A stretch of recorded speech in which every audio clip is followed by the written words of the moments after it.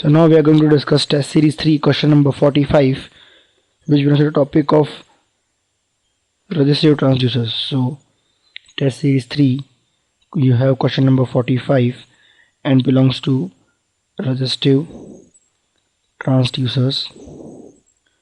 More precisely, if you look, then it belongs to the topic of strain gauges.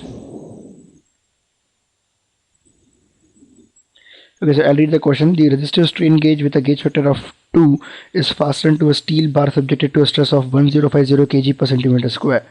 Okay, the modulus of elasticity of steel is 2.1 into 10 power 6 kg per centimeter square.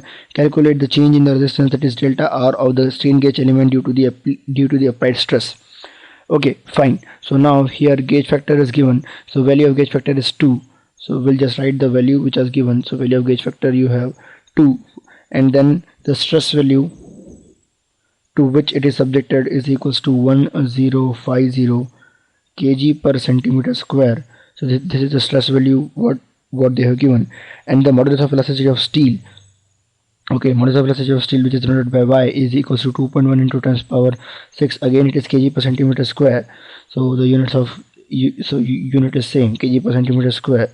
And then you have to calculate the percentage change, calculate the change in the resistance delta of the strain gauge element due to the applied stress. Okay, so now if you see, we know that formula for gauge factor is stress, that is delta R by R upon delta L by L.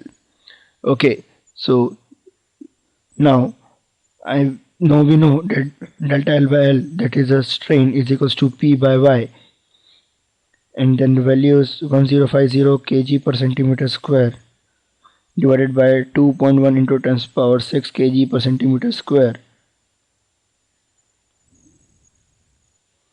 Same units get cancelled, and then you will be having simplified value of 500 into 10 power minus 6.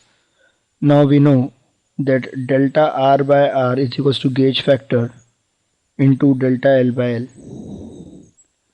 Okay, you just reverse the first formula here. It's just a modification of this.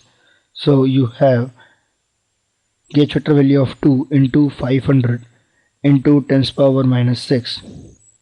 Okay, so this comes to be 10 power minus 3, but if you see all the options, they are given in terms of percentage. So in order to find it in terms of percentage, multiply this thing by 100. So you have 0.1% change. So that change in delta R is equals to 0.1%. And if you see all the options, then option number B says 0.1%. So option number B is correct.